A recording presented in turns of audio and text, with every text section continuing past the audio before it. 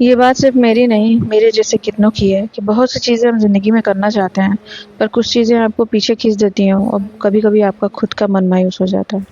तो हेलो जी, good morning everyone. और मेरी यहाँ तबीयत बिल्कुल भी ठीक नहीं थी। हाथ में स्वेलिंग, कंधे में और गर्दन में भी स्वेलिंग था और तबीयत एकदम से चक्कर सा आ रहा था। तो मैं 2 दिन बाद ब्लॉग अपलोड कर रही हूँ। बहुत ही छोटा ब्लॉग है, पूरा ब्लॉग देखिएगा और सब्सक्राइब करिएगा, लाइक करिएगा, कमेंट करिएगा। मेरी हालत बिल्कुल भी सही नहीं थी और पता नहीं 2 दिन 3 दिन मैंने कैसे काटा है। पट्टी बाँध के मैं बैठी हुई थी। फिलहाल चलते हैं। यहाँ पे स्वामी कूलर साफ़ कर रहे थे और मेरी स्थिति तो बिल्कुल नहीं हो रही थी कि मैं हाथ में पकड़ के या स्टैंड पे भी लगा कर के कुछ काम कर सकूँ। पर मुझसे जितना भी रिकॉर्ड हुआ, जितना भी शूट हुआ मैंने किया। तो कूलर साफ़ हो रहा था और छोटा वाला कूलर फ़िलहाल हम लोग सिर्फ़ हवा खा रहे हैं, उसमें बे थोड़ा-सा पानी डाल कर के।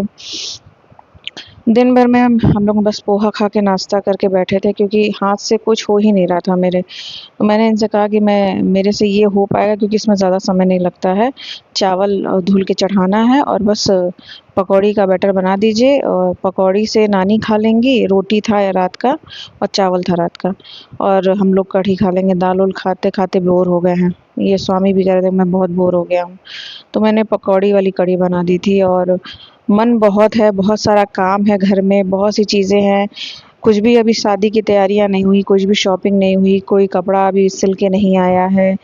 ना ज्वेलरी का पता है, ना कपड़े का पता है और जाने की स्थिति में भी नहीं है, तबीयत भी नहीं सही है। इसीलिए कहा जाता है कि जब अगर कोई चीज़ के बारे में शुरू से पता है, तो आप उसका थोड़ा-थोड़ा करके इंतज़ाम करते चलिए। आप इंतज़ार करेंगे कि अरे अभी-अभी लास्ट मंथ में ना, तो हम उस महीने की शुरुआत में सब कर लेंगे, तो ज़रूरी नहीं है कि आपकी स्थिति सही हो। अब मार्च, फरवरी, जनवरी सब बीत गया। अप्रैल में मेरी स्थिति ख़राब हो गई और मैं अब ज़्यादा कुछ कर नहीं सकती। मेरी कोई तैयारी नहीं है शादी की। फिर भी मेरे पास कुछ भी है जो स्वामी के कपड़े हैं, चाहे जो भी मेरे पास थोड़ा बहुत है, अगर उससे मेरा काम चल जाएगा तो मैं आप लोगों को दिखाऊँगी ज़रूर ब्लॉग में।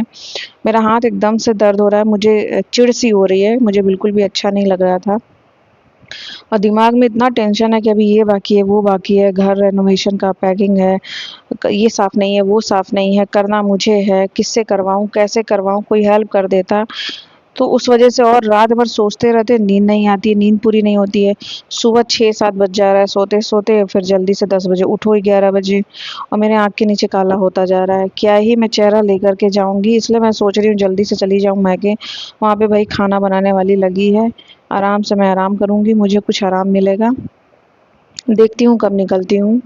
फिलहाल खाना बन गया था, यहाँ पे चीकू को पहले प्यार किया गया और उसके बाद स्वामी अपना मोबाइल देख रहे थे तो मैं देख रही थी कि वो क्या देख रहे हैं। फिर चीकू का टाँका कटवाना था, सॉरी, तो हम लोग लेकर के गए तो डॉक्टर ने कहा कि अभी वो गीला है और आप इसको 1 हफ्ते बाद लेके आइए।